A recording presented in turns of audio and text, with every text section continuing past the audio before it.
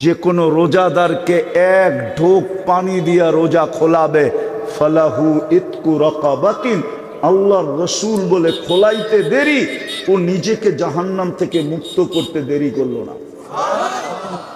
কিন্তু পাওয়া যাবে বোলার থেকে নিয়া, ওই ইলিশা থেকে নিয়া বিলকুল এই রোড যেটা যেখানে শেষ হয়েছে ওইখানে কি রোজার সময় পাওয়া যাবে কোনো লোককে বোতল নিয়ে রাস্তায় দাঁড়ায় আছে আজানের 2 মিনিট আগে? ওকে যদি জিজ্ঞাসা করা কই দাঁড়ায় আসিস কেন, বলে শুনছি এক ডোক পানি দিয়ে ইফতার করাইলে জাহান্নাম থেকে মুক্তি মিলবে, এই জন্য আমি আজানের অপেক্ষায় দাঁড়ায় আসি, যে আজান দিতে দেরি কাউকে ধৈরা রোজা খোলায়া দিতে দেরি করব না। এরকম কি একজনও পাওয়া যাবে?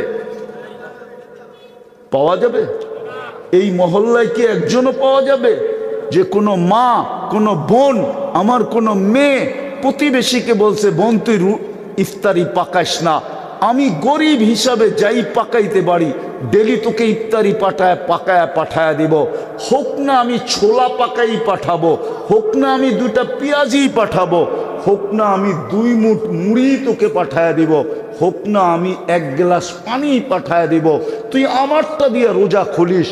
ওই বোন যদি জিজ্ঞাসা করে, ওই মেয়ে যদি জিজ্ঞাসা করে কেন, বলে শুনছি রোজা খোলাইলে নাকি জাহান্নাম থেকে মুক্তি মিলবে, তো সামনের মেয়েও বলতো, সামনের মাও বলতো, সামনের বোনও বলতো, তাইলে আমারও তো জাহান্নাম থেকে মুক্তির দরকার, আমিও তোর জন্য ইফতারি বানায় পাঠায়া দিমু যতটুকু পারি। কিন্তু এই পরিবেশ তো আমাদের নাই আমাদের পরিবেশ। হয় হয় হয়, এই জন্যই আমার কথা শুরু ছিল, কিয়ামতের দিন আল্লাহ একদিকে দুনিয়া রাখবে, একদিকে জান্নাত রাখবে, আর বলবে এটা তো তোর জন্য তৈরি করছিলাম, তুই এই দুনিয়া নিয়ে খুশি হইলি কি কইরা? প্রস্তুতি তো তোর জন্য সহজ করছিলাম, শুধু 5 ওয়াক্ত নামাজ পড়লেই হইতো, শুধু রাত্রে উঠা আমার কাছে মাপ চাইলেই হইতো, শুধু শবে বরাতের দিন কান্না করলেই হইতো, শুধু একটা রমজান পরিপূর্ণভাবে পালন করলেই তো হইতো। তুই তো আমার বন্ধুর উম্মত ছিলি, তোদের সাথে তো আমার দোস্তি ছিল, বন্ধুত্ব ছিল। ওলামা আমাকে প্রমাণ করতে পারবে না কোন উম্মতের সাথে আল্লাহর এতটুকু বন্ধুত্ব ছিল যতটুকু বন্ধুত্ব এই উম্মতের সাথে আছে, যতটুকু প্রেম আছে, যতটুকু প্রীতি আছে, যতটুকু এশক আছে। এশক বোঝেন না আপনারা? যতটুকু এশক আছে এই উম্মতের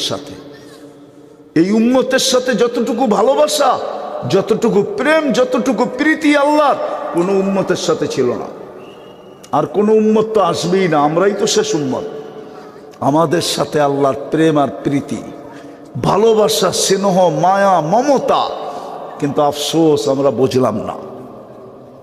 এই জন্যই বললাম যে প্রস্তুতি কতটুক। জান্নাত তো দিতে চায়, যেটার মাটি মুস্ক, যেটার গাছ জাফরান, যেটার বিল্ডিং সোনার রূপার ইট, যার ফল ধরবে সোনার গাছে আর রূপার গাছে, যার ফুল ধরবে সোনার লতায় আর রূপার লতায়, হাজারো সোসাইটি বানায় দিবে আল্লাহ।